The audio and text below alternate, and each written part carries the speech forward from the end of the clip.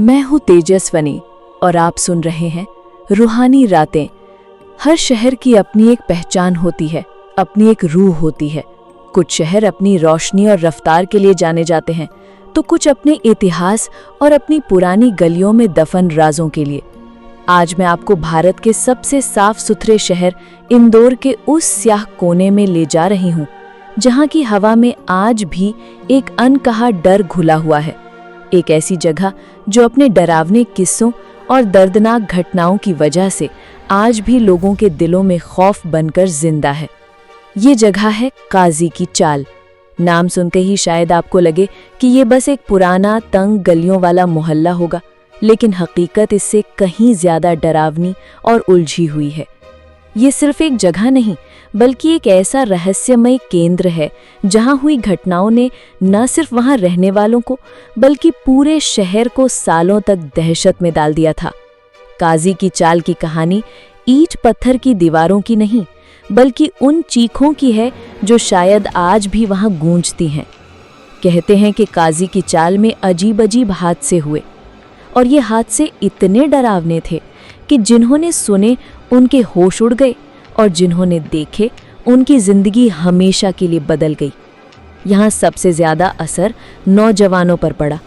एक पैटर्न, एक रहस्यमय सिलसिला जो बार बार दोहराया गया और अपने पीछे सिर्फ सवाल और मातम छोड़ गया। साल 2015 की एक घटना इस खौफनाक सिलसिले की सबसे दर्दनाक कड़ी मानी जाती है। एक 14 साल की लड़की थी, नाम था हीना। चुलबुली, जिंदा दिल और हमेशा हंसते मुस्कुराने वाली।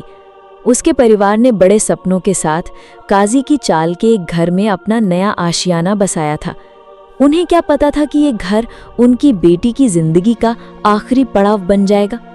जैसे ही परिवार उस घर में शिफ्ट हुआ, सब कुछ बदल गया।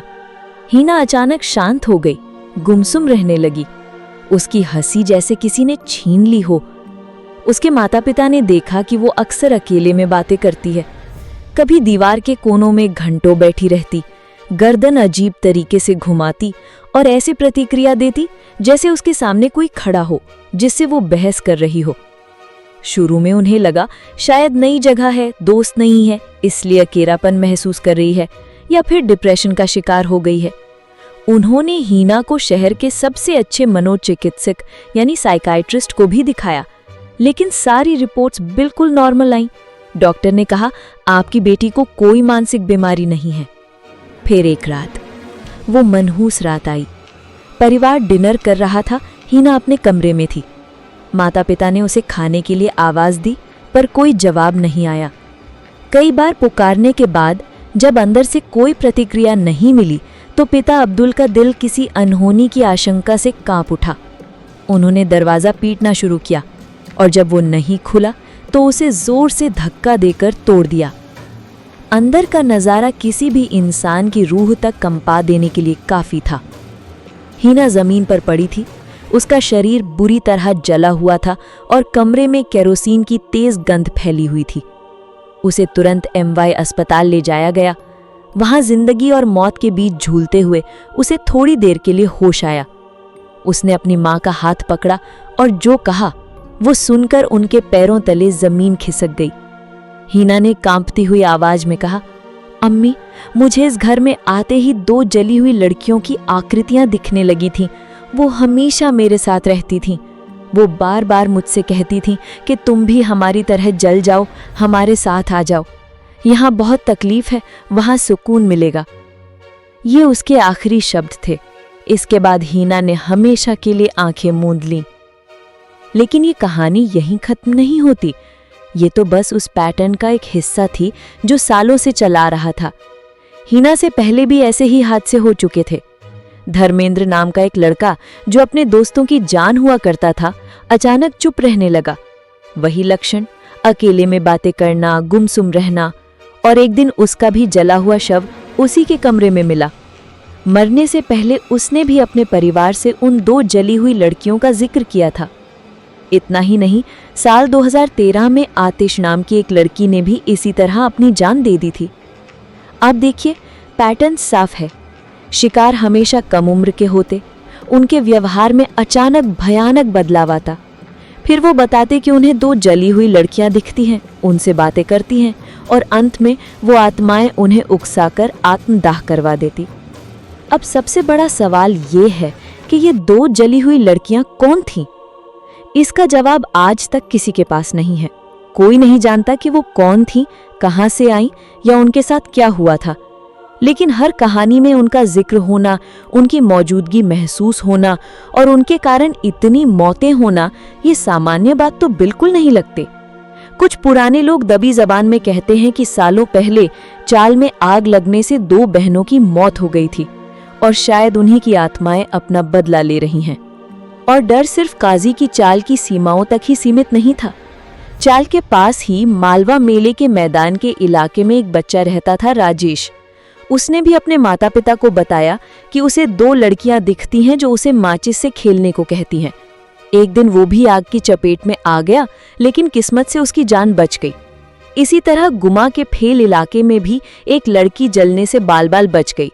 लेकिन फर्क ये था कि चाल के अंदर रहने वाले लोग नहीं बच पाए और बाहर वालों की जान बच गई। ऐसा लगता था जैसे चाल के अंदर उस शैतानी शक्ति का असर कई गुना ज्यादा था। इन घटनाओं के अलावा काजी की चाल में एक और डरावनी कहानी प्रचलित है। कहते हैं कि यहाँ एक औरत की आत्मा भटकती है। रात के सन्नाटे में उसके रोने की आवाजें आती हैं। वो अपने खोए हुए बच्चे को पुकारती है, लोगों के दरवाजे खटखटाती है और अगर कोई गलती से आधी रात को बाहर निकल जाए तो वो साया उसका पीछा करता है। ये घटनाएं चाल के डर को और भी गहरा कर देती हैं। अब चलते हैं इस कहानी की दूसरी और शायद सबसे खौफनाक परत की ओर। काजी की चाल का ही एक हिस्सा था ताजी की चाल। यहाँ अचानक से कम उम्र की लड़कियों की मौतों का एक ऐसा सिलसिला शुरू हो गया जिसने पुलिस और प्रशासन तक को हिलाकर रख दिया था। ज्यादातर लड़कियां 22 साल से कम उम्र की थीं और एक के बाद एक दर्जन भर से ज्यादा लड़कियों ने अपनी जान दे दी। मौत का तरीका भी लगभग एक जैसा था, मिट्टी का तेल डालकर खुद को जला लेना। कुछ ने फांसी लगाई, लेकिन जलने के मामले सबसे ज्यादा थे। सबसे डरावनी बात ये थी कि मरने से ठीक पहले तक ये लड़कियां बिल्कुल नॉर्मल रहती थी। घर वालों से बातें करती, हंसती खेलती, अपने रोजमर्रा के काम करती, फिर अचानक कमरे में जाती और कुछ ही देर बाद या तो उनकी दिल दहला देने वाली चीखें सुनाई देती या वो आग में लिपटी हुई बाहर की ओर भागती। मामला इतना गंभीर हो गया कि इसकी जांच सीबीआई तक को सौंपनी पड़ी। जांच अधिकारी आए, घंटों पूछताछ हुई, परिवार वालों से, दोस्तों से, पड़ोसियों से, हर एंगल से जांच की गई, लेकिन कोई वजह सामने नहीं आई। ना कोई प्रेम प्रसंग, ना पढ़ाई का दबाव, ना घरेलू झगड़े, कुछ भी तो नहीं था। और इन मौतों में एक और हैरान करने वाली बात ये थी जिसने जांच अधिकारियों को भी चकरा दिया। आग सिर्फ लड़कियों के शरीर को जलाती थी। कमरा, पर्दे, बिस्तर, यहाँ तक कि उनके पहने हुए कपड़ों के आसपास की जगह भी पूरी तरह सुरक्षित रहती थी। ऐसा लगता था जैसे आग सिर्फ उसी शरीर के लिए आई हो और अपना काम करके गायब हो गई हो। लोगों में दहशत फैल गई। बातें होने लगी कि यहाँ कोई बुरी आत्मा है, कोई साया है जो सिर्फ जवान लड़कियों को अपना निशाना बना रहा है। कहा जाने लगा कि जो लड़कियां मर गईं, उनकी आत्माएं बाकी लड़कियों के सपनों में आती हैं और उन्हें भी अपने साथ आने के लिए उकसाती हैं। डर इतना बढ़ गया कि कई परिवारों ने अपनी बेटियों को रिश्तेदारों के घर भेज दिया। आखिरकार जब विज्ञान और कानून दोनों ही इस रहस्य के सामने घुटने टेक चुके थे, तो लोगों ने आस्था का सहारा लिया। मोहल्ले के लोगों ने चंदा इकट्ठा करके गली के नुक्कड़ पर ही एक मंदिर बनवा दिया। उनका विश्वास था कि शायद ईश्वरीय शक्ति ही उन्हें उस बुरी ताकत से बचा सकती है। और अजीब बात ये रही कि 2015 में हीना की मौत के बाद से, यानी मंदिर बनने के बाद से, काजी की चाल में ऐसी कोई भी घटना दोबारा दर्ज नहीं हुई। क्या मंदिर बनने से फर्क पड़ा या वो सिलसिला अपने आप खत्म हो गया? ये आज तक एक रहस्य है। तो कुल मिलाकर काजी की चाल की कहानी हमें बताती है कि कैसे किसी जगह की पहचान बदल जाती है जब वहां बार बार मौत, त्रासदी और रहस्यमय घटनाएं जुड़ जाती हैं। आज इंदौर अपनी स्वच्छता और आधुनिकता के लिए जाना जाता है, लेकिन उस चमकते हुए शहर के एक पुराने हिस्से में आज भी काजी की चाल की दहशत जिंदा है।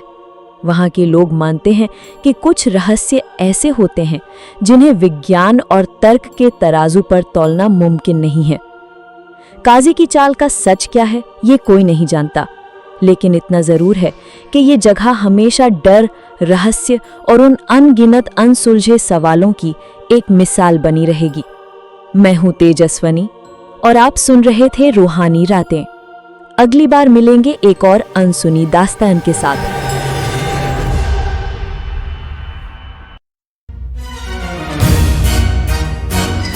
सुनने के लिए धन्यवाद।